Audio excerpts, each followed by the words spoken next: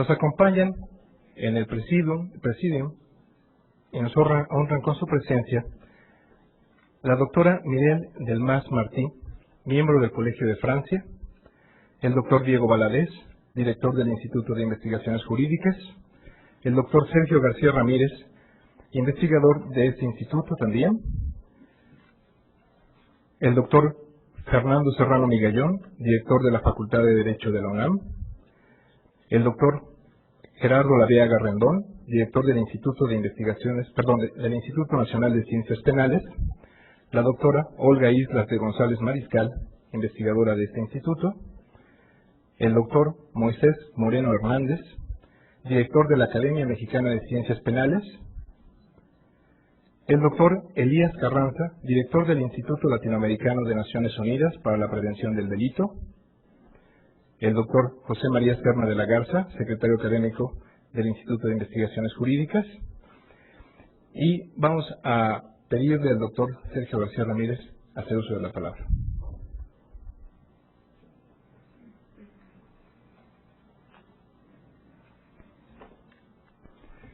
Señor director del Instituto de Investigaciones Jurídicas, señor director de la Facultad de Derecho, señores integrantes del Presidium, señoras y señores congresistas, amigos todos. Nuevamente nos reunimos para examinar temas decisivos del orden penal que pudieran serlo, además de la vida social en su conjunto. Lo hacemos como ciudadanos de nuestro mundo y de nuestro tiempo que cultivan el derecho como ciencia y compromiso puestos al servicio de una sociedad poblada por la esperanza y a menudo por la incertidumbre.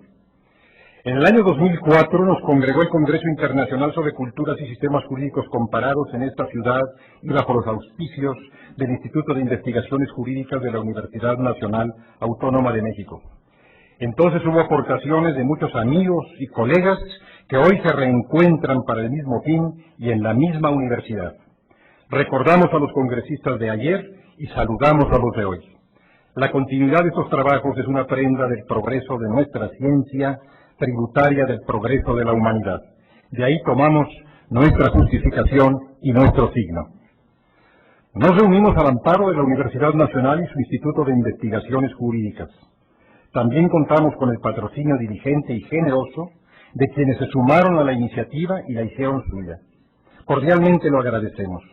Reconocemos el apoyo del Instituto Nacional de Ciencias Penales, el Centro de Política Criminal y Derecho Penal, los Institutos Interamericano de Derechos Humanos y Latinoamericano de Naciones Unidas para la Prevención del Delito y el Tratamiento del Delincuente, así como la asistencia de los gobiernos de Francia y Estados Unidos a través de sus embajadas en México, de Editorial Rubinsal Cursoni, Instituto Nacional de Apoyo a Víctimas y Estudios en Criminalidad y diversas universidades europeas y americanas.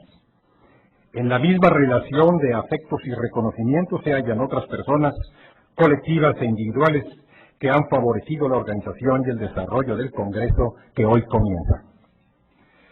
Los penalistas de la Escuela Democrática, escuela con varios planteles pero una sola y honda convicción, solemos decir que la reacción penal constituye, en una sociedad de aquella estirpe, el último recurso del control social.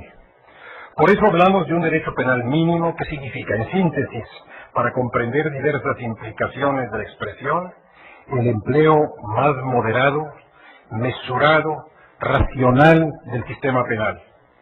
Solo un uso estrictamente necesario, de la manera que resulte indispensable, ceñido por las fronteras inamovibles de la pertinencia y la razonabilidad. Así lo previno hace más de 2 siglos la fórmula magnífica que cierra el tratado de los delitos y de las penas.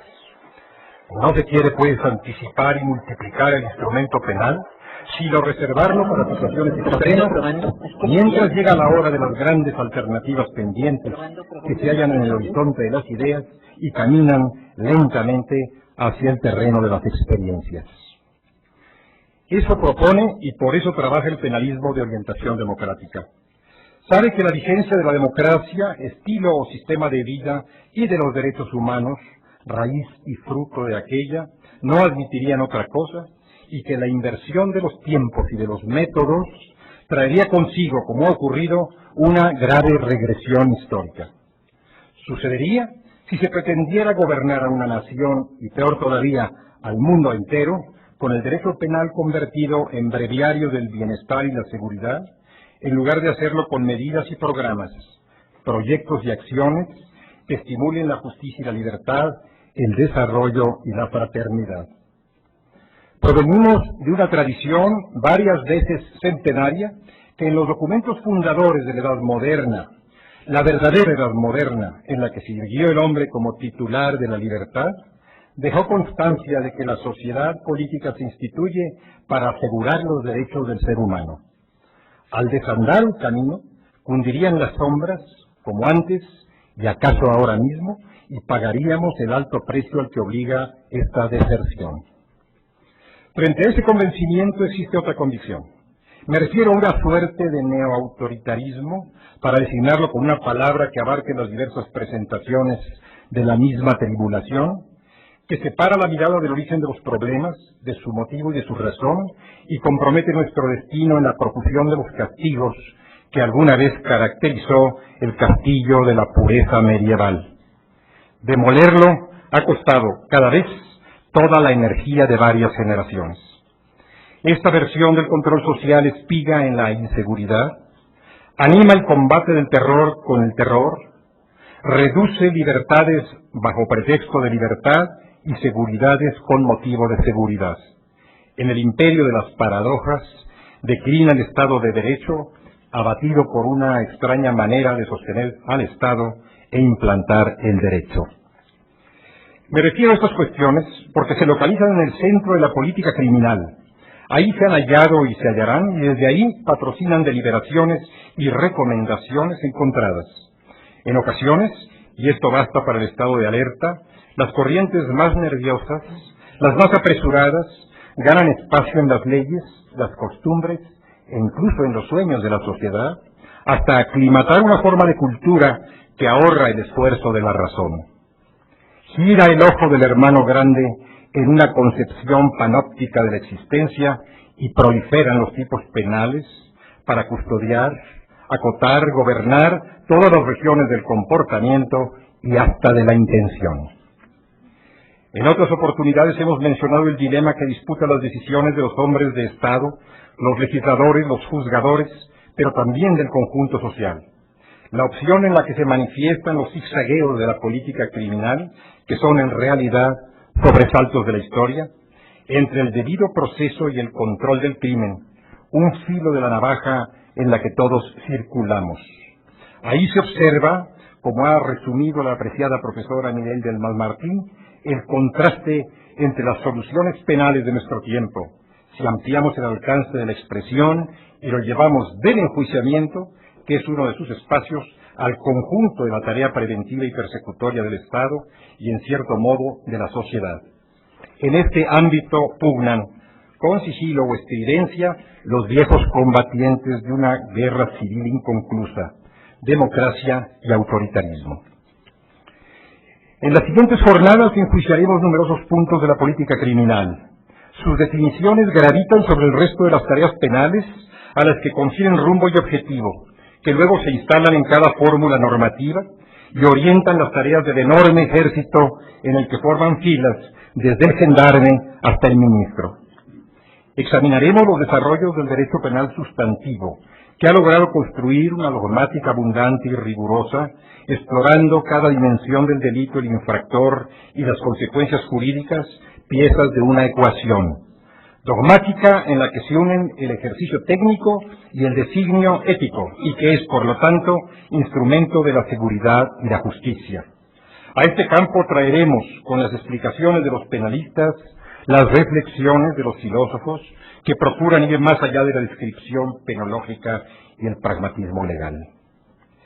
Analizaremos las elecciones que entraña el proceso. También en el enjuiciamiento, como en el orden sustantivo, se agitan ciertas opciones radicales, nativas de exigencias y preocupaciones sociales y políticas que discurren por ese cauce. El debido proceso no es solo método para despejar una incógnita con eficiencia y celeridad, sino entraña la posibilidad, que a veces olvidan las reformas apresuradas, de brindar acceso general a la justicia formal y material. De este derecho depende la efectividad de todos los derechos. es en una sociedad democrática seguridad de que el fin no justifica los medios, ajenos a condiciones éticas y exigencias jurídicas. Por el contrario, los medios legítimos de que se vale el Estado justifican el fin que por ellos se ha podido alcanzar. Entre los temas conexos al enjuiciamiento habrá oportunidad de estudiar los medios que concurren a la exploración del crimen y sus personajes, alguna vez frecuentada por las confesiones y los testimonios y ahora por la criminalística.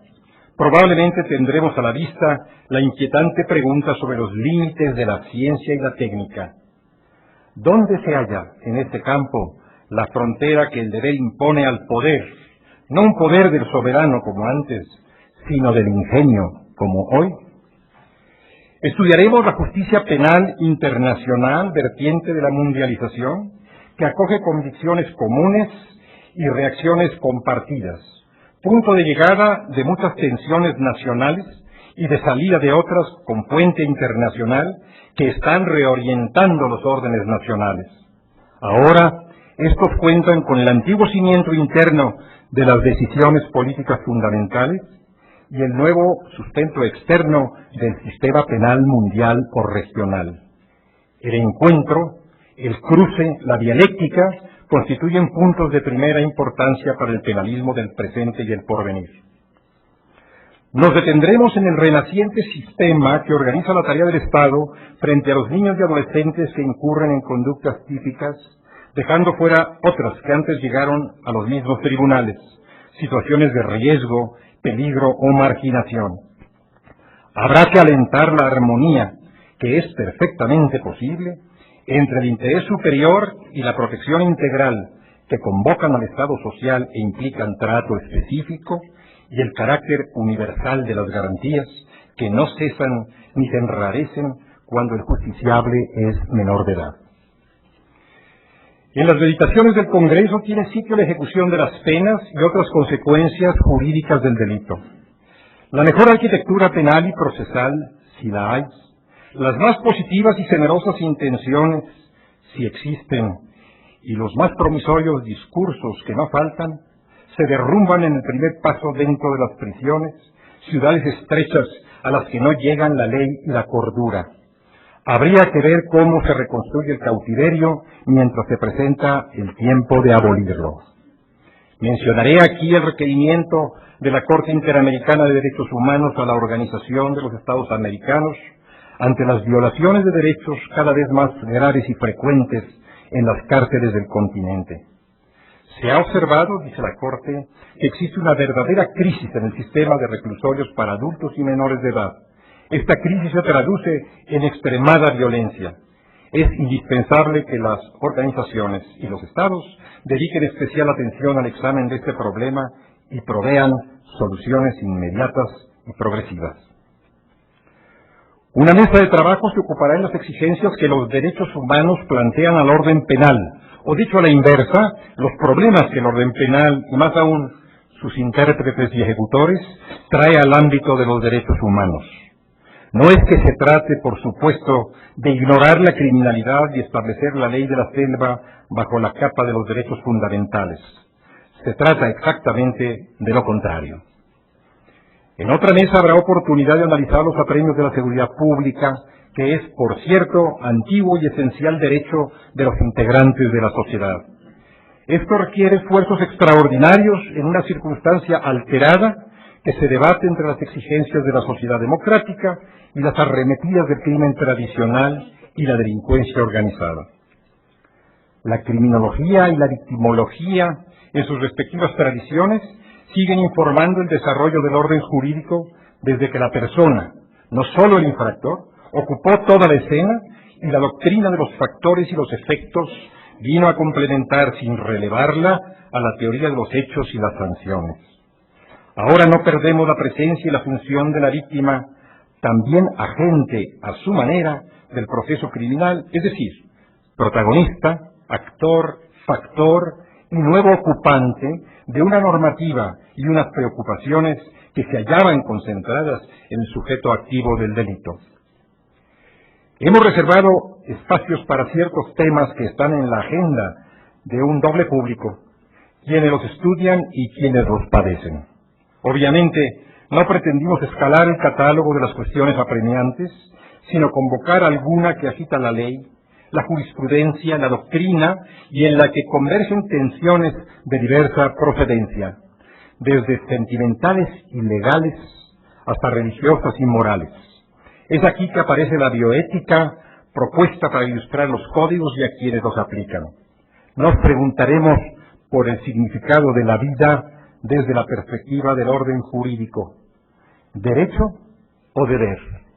Y seguramente volveremos a escuchar, discutir y, supongo, diferir.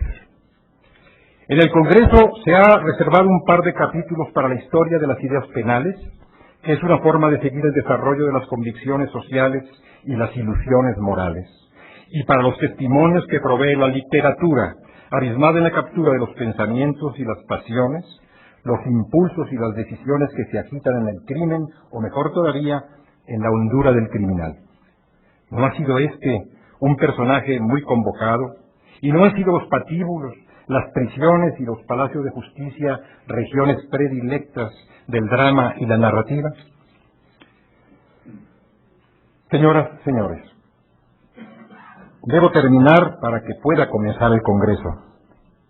Antes de hacerlo, me permitiré recordar a quienes lo saben e informar a los que no, que este es el 15º Congreso Internacional de una serie promovida por el Instituto de Investigaciones Jurídicas de la Universidad Nacional Autónoma de México. Inició el 7 de septiembre de 2005, terminará el 23 de junio de 2006, cuando clausuremos este Congreso. Para los investigadores del Instituto, que ha caminado hacia adelante durante las 7 décadas de su vida, esta serie tiene un significado particular. Permítanme compartirlo en esta reunión de amigos. Llegan a este punto 8 años de enorme esfuerzo y viva imaginación. Dirigido con extraordinaria competencia, el Instituto ha hecho su parte en el progreso de nuestra Universidad Nacional y por esta vía de nuestra cultura jurídica y nuestra presencia social. El director Diego Valadez, heredero de tradiciones excelentes y generador de una propia, ha conducido esta etapa con la compañía de un buen número de investigadores, jóvenes en su inmensa mayoría. No son pues mis contemporáneos, pero sí mis respetados colegas. Técnicos académicos, trabajadores administrativos, becarios y asistentes de investigación. En este periodo, un capítulo entre varios de gran calidad, el Instituto ha tenido y ha sido voz, y me atrevo a decir que también voto, en el examen de muchos temas que interesan a México y a los mexicanos. Lo ha hecho con libertad y tolerancia, seriedad y pluralidad. ¿Y qué mejor? Esta ya es vanidad, que culminar la serie de congresos y en cierto modo el trabajo de estos años con un encuentro internacional sobre disciplinas penales. Es verdad, el sistema penal es el último recurso. Aquí, penal ha sido el último congreso de la serie. Doy las gracias a Diego Valadez, que hizo posible la celebración de este encuentro y es su presidente honorario, a Olga Isla de González Mariscal, copresidenta del Congreso y fuerza decisiva en su convocatoria y organización, a los integrantes del comité organizador, profesores Rafael Márquez Piñero, Enrique Díaz Aranda, Carlos Natarena Andayapa, Arturo Ansúrez Martínez, Leticia Vargas Casillas, a los organismos que nos han brindado apoyo, a los generosos colegas que han venido de otros países que para nosotros no son extranjeros, a los profesionales y académicos mexicanos y a los compañeros del Instituto que compartieron el desvelo general y aliviaron el nuestro particular. Investigadores, técnicos, colaboradores administrativos, becarios, asistentes de investigación, particularmente Isabel Montoya Ramos y Eduardo Alcaraz Mondragón. A todos expresamos nuestra gratitud por coincidir en la razón común de este encuentro que guiará nuestros trabajos, una razón de justicia que es el alma del derecho y el fundamento de la paz. Muchas gracias.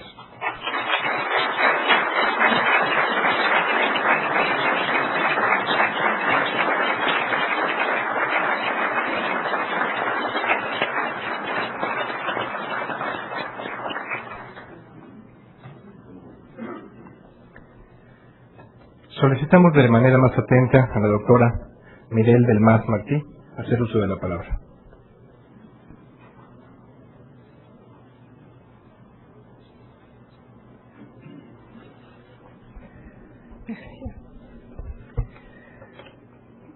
C'est un très grand honneur pour moi de prendre la parole pour l'inauguration de ce prestigieux congrès organisé par l'Instituto de Investigaciones Jurídicas de la UNAM sur le thème Culturas y sistemas jurídicos comparados. En entendant ma prononciation, vous avez compris que es mejor que hable francés por respeto a su bello idioma. C'est donc en français que je voudrais marquer l'importance de ce congrès en disant quelques mots sur le rôle que pourrait jouer le droit pénal comme éthique de la mondialisation. Pero no se tiene que convertir en una pesadilla. Quisiera soñar con ustedes. Me parece en efecto que le développement sans précédent de la justice pénale internationale pose aujourd'hui la question de savoir si et à quelles conditions le droit pénal pourrait être l'un des moyens de réduire les tensions entre la globalisation économique et l'universalisme, je pense à celui des droits de l'homme.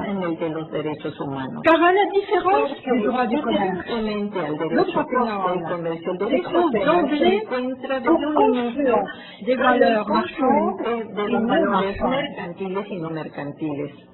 En affirmant la responsabilité de tous, y compris les acteurs politiques et économiques les plus puissants, et en rendant cette responsabilité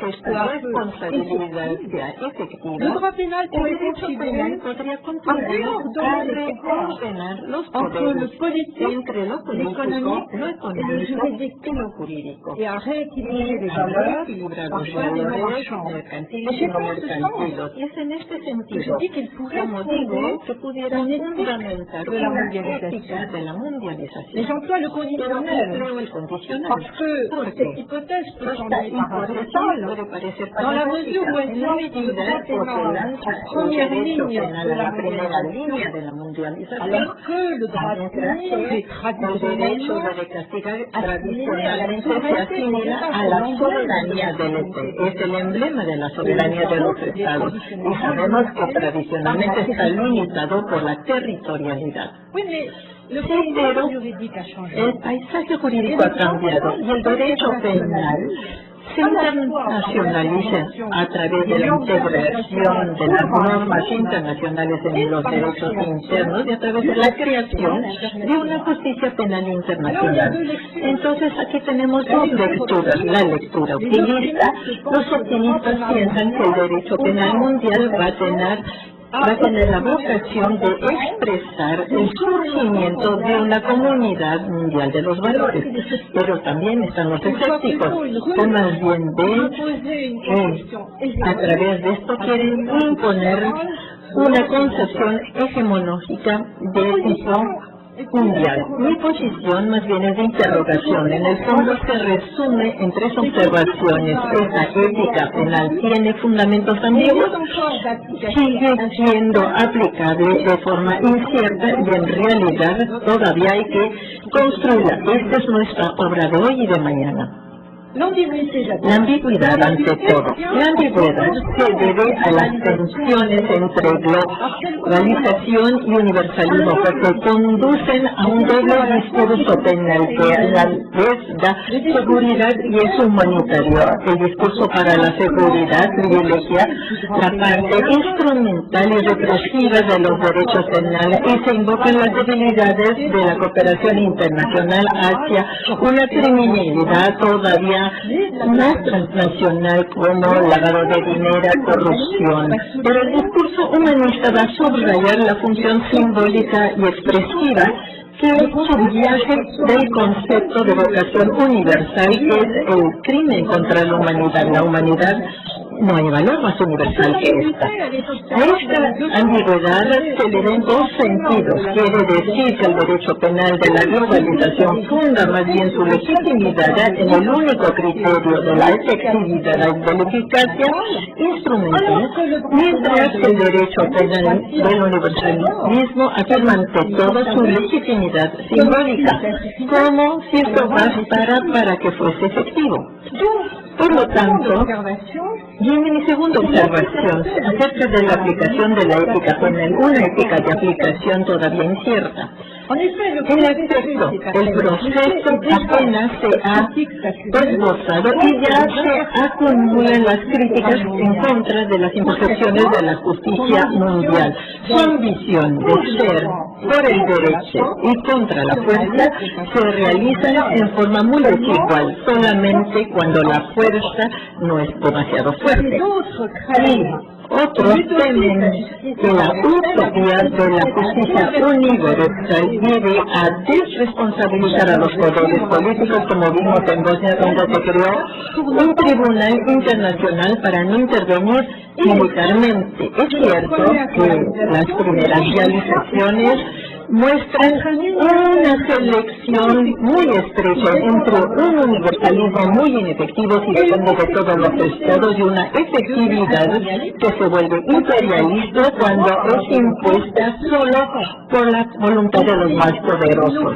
Así, los tribunales penales internacionales se les impuso una resolución del Consejo de Seguridad de las Naciones Unidas, pero sus competencias se van a limitar en el espacio y en el tiempo. La Corte Penal Internacional tiene una competencia internacional y permanente, pero solo es obligatorio para los países que han ratificado el Convenio de Roma y solo hace que los demás países tienen ciertas condiciones muy limitativas, las cuales necesitan los crímenes cometidos en Chechenia y en Tibet, y entonces donde hay que pedirle su anuencia al verdugo antes de poderlos juzgar. Esto puede venir también de la expansión de la competencia de los jueces nacionales, puesto que los jueces penales se mundializan. Y la decisión de la Cámara de Loja en el asunto Pinochet es el emblema de un caso que se desarrolla mientras que las normas internacionales se integran al derecho interno. Pero el principio de competencia internacional suscita críticas como en el caso Shingo, que oponen a Argentina y España por crímenes cometidos en Argentina. Por eso, una ética penal mundial debe todavía construirse y está en obra. Y esta va a ser mi tercera observación. El derecho penal nacional como siglos para integrar los derechos fundamentales. El temor de muchos penalistas hoy es que la mundialización impone un derecho penal regresivo y opresivo que sacrificaría la legitimidad con el único objetivo de ser eficaz. En realidad, hay que asegurar la validez del derecho penal en sus tres componentes: la efectividad, la legitimidad y, además, su validez. Para eso, hay que concebir el derecho penal no como un sistema piramidal, autónomo y cerrado, sino como un espacio abierto a todo un conjunto de interacciones verticales entre el derecho internacional penal y el derecho penal nacional y horizontal entre los sistemas nacionales o, aún más, entre el derecho internacional penal y el derecho internacional de los derechos humanos. Dicho en otra forma, el encuentro entre el derecho internacional y el derecho comparado es absolutamente necesaria para poder construir una ética mundial penal que sea humanista y pluralista con el respeto de las diversidades nacionales, y este convenio que se acaba de firmar en UNESCO en diciembre de 2005 sobre la diversidad cultural. Ante una mundialización cuya dimensión económica muchas veces se adelanta a los derechos humanos, encontramos que el derecho penal pudiera ser un camino basado en los valores que serían comunes. Pero todavía es un camino muy estrecho, necesita mucho valor y imaginación para los jueces y mucha imaginación para los juristas universitarios para poder ordenar el juego completo de interacciones que permitiría construir esta ética común. Para lograrlo, nadie está mejor colocado que nuestro anfitrión, el doctor Sergio García Mina, el gran universitario y que está en la Corte Internacional, el cual se inscribió en 2003, que dijo que la Corte, sostenido por los pueblos de América Latina, tiene la ambición de contribuir a desplazar las montañas. Una magnífica expresión, es un honor y una felicidad participar junto con él y al lado del director del instituto, el doctor Diego Valadez, a este coloquio, de la cual estoy segura que va a contribuir, si no a mover las montañas, por los momentos a resquebrajar algunas montañas. Gracias.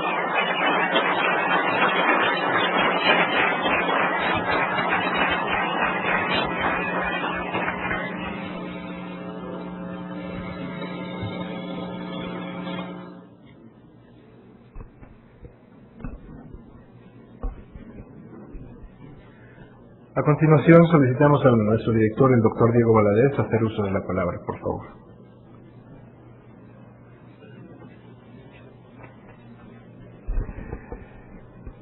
Señoras y señores, en este caso quiero solo subrayar que mis palabras no constituyen la declaración de inicio de los trabajos del Congreso, sino la constatación de que el Congreso ha comenzado ya y muy brillantemente.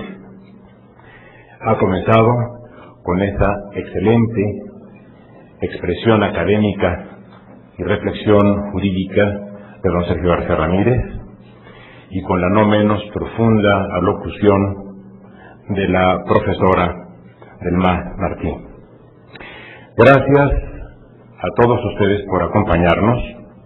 Reitero en este sentido las palabras expresadas por el doctor García Ramírez, de gratitud con relación a las instituciones que nos han privilegiado con su apoyo, de gratitud a los distinguidos profesores extranjeros y mexicanos que nos ilustrarán a lo largo de esta semana, de reconocimiento asimismo a quienes nos van a acompañar como participantes entusiastas e interesados en los temas del derecho penal que los han traído a participar en este Congreso.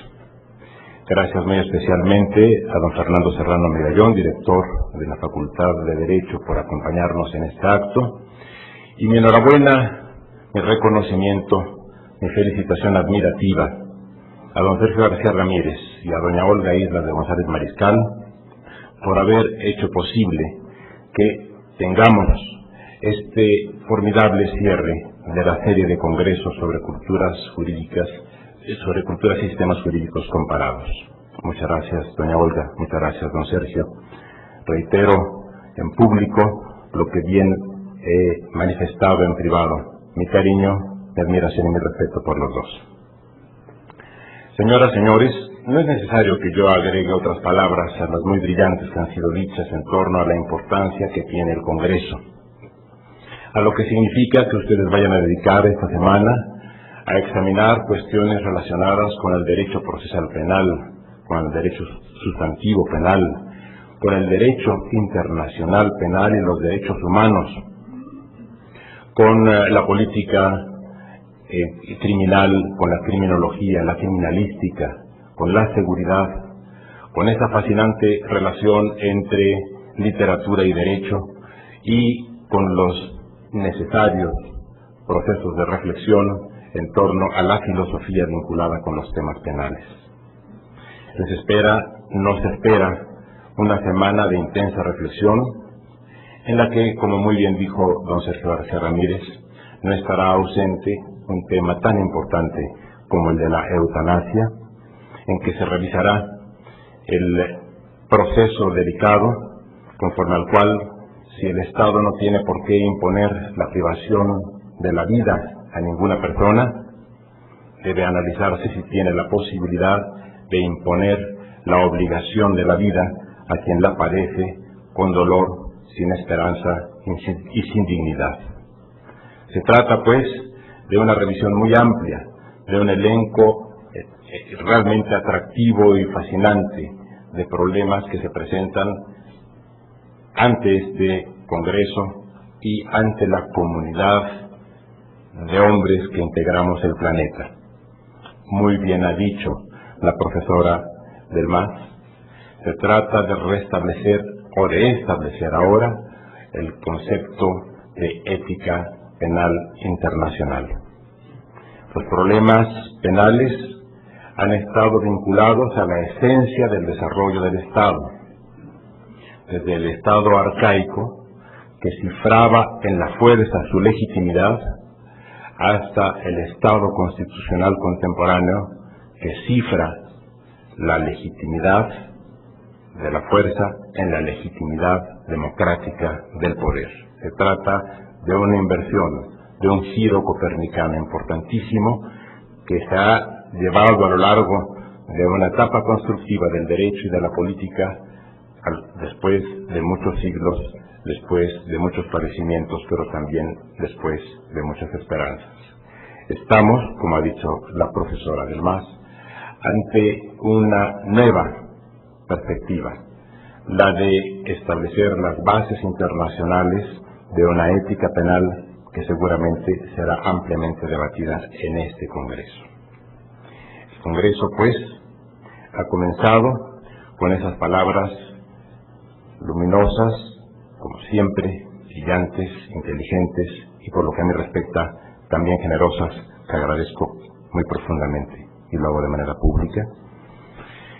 Y no puede haber, pues, mejores auspicios para quienes han venido de muy lejos o para quienes se han acercado desde la proximidad de las universidades del interior del país o de esta misma casa de estudios, para escuchar a quienes nos traen nuevas reflexiones, a quienes nos darán nuevas luces, a quienes plantearán nuevos derroteros, necesarios todos, en un momento en el que, en particular en México, pero en general en el mundo, los problemas de la justicia y de manera muy relevante de la justicia penal son problemas que forman parte de nuestra vida cotidiana. No escapa a la atención de todos nosotros que a veces hay cierta proclividad a volver a esa actitud del Estado arcaico que cifraba, como ya dije hace un momento, la legitimidad del poder en el uso de la fuerza. Esta es una recaída que por ningún concepto, bajo ninguna circunstancia, debemos permitir, ni como abogados, ni como ciudadanos del mundo, ni como ciudadanos de la vida y del ámbito académicos. Señoras y señores, deseo a ustedes mucho éxito. No les retraso más en el inicio de este importantísimo congreso que, como dije, ya comenzó, pero cuyas mesas deberán instalarse en el curso de los próximos minutos. Solo tengo que agradecer al doctor García Ramírez, a la doctora Olga Islas, el gran esfuerzo que realizaron, y estoy seguro de que ahora compartirán de manera colectiva todos los participantes, significará la culminación brillante de una serie de congresos internacionales que con este llega a su fin, en cuanto a una serie, repito, de reflexiones sobre todas las áreas del derecho que nos han ocupado en los últimos 8 meses. Muchas gracias a todos, felicidades y que tengan mucho éxito. Buen día.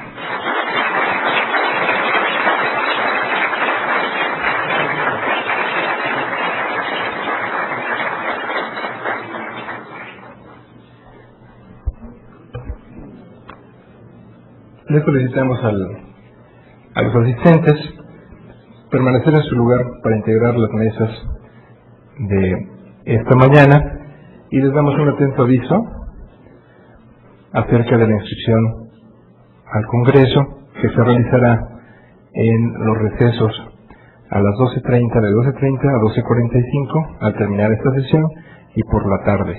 Esto a efectos de que no se interrumpan los trabajos de las mesas. Muy bien, les agradecemos su asistencia. Muchas gracias.